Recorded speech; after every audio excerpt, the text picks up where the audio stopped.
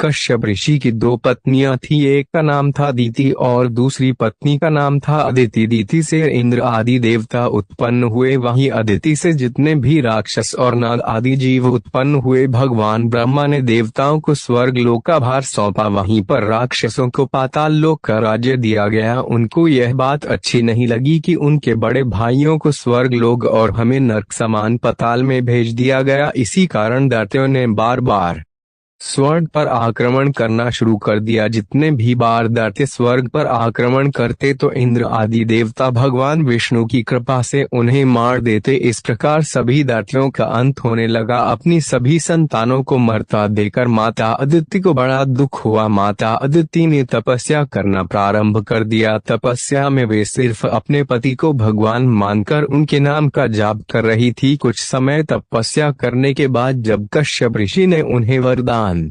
मांगने के लिए कहा तो माता अदिति ने उनसे वरदान मांगा कि उन्हें ऐसा पुत्र चाहिए जो इंद्र को भी मारने की क्षमता रखता हो। जब कश्यप ऋषि को इस वरदान के बारे में पता लगा तो उन्होंने अदिति से पूछा कि तुम किस प्रकार की औरत हो जो अपने ही बहन के बच्चों को मरवाना चाहती है। इस बात को सुनकर अदिति बोली कि यह तो आपको बताना चाहिए, जब अदिति के पुत्रों ने मेरे सभी बच्चों को मार दिया। स्त्री हट के कारण उन्होंने अदिति को कहा कि तुम 11 दिनों का प्यो नाम का व्रत करो। इस व्रत के करने पर भगवान शंकर का अंश तुम्हारे गर्भ में आ जाएगा। इस बात को जानकर माता अदिति अति प्रसन्न हुई। माता अदिति ने विधि पूर्वक 11 दिनों तक प्यो व्रत किया। व्रत के पश्चात भगवान शंकर का अंश उनके गर्भ में आ गया। जब इंद्र को इस बात का पता लगा कि माता अदिति गर्भ से हैं तो उन्हें स्वर्ग पर खतरा मंडराता दिखाई देने लगा। सुबह के समय में जब माता अदिति सूर्य देव को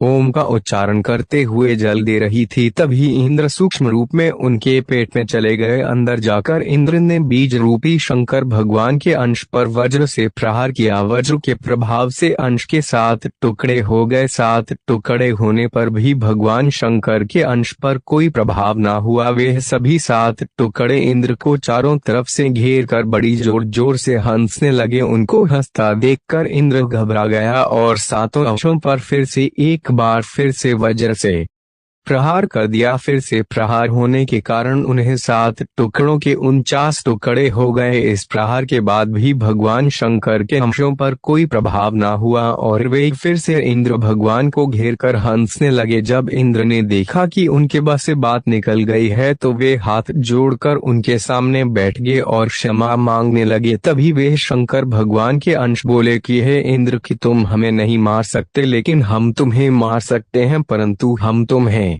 मारेंगे नहीं, क्योंकि माता अदिति ने वरदान मांगा था कि जो इंद्र को भी मारने की क्षमता रखता हो। लेकिन उन्होंने मारने की बात नहीं कही थी, क्योंकि तुम हमारे बड़े भाई हो, इसलिए हम तुम्हें अभयदान देते हैं। उनकी बात सुनकर इंद्र देवता बड़े प्रसन्न हुए और बोले कि आपने मुझे ना मारकर मुझ पर कृपा की है, इसलिए मैं आपको वरदान देता हूँ कि इस पृथ्वी पर जितने भी गाँव और नगर होंगे उन सभी के आप मालिक होंगे। यह वरदान देकर इंद्र स्वर्ग लोक की ओर चले गए। शास्त्रों में इन्हीं भगवान शंकर के 49 अंशों को मरुद्गण कहा जाता है। देसी भाषा में इन्हीं को दादा खेड़ा या फिर नगर खेड़ा कहा जाता है। अगर हमारे द्वारा दी गई जानकारी आपको पसंद आए तो कृपया हमारे चैनल को शेयर, सब्सक्राइब और लाइक जरूर करें।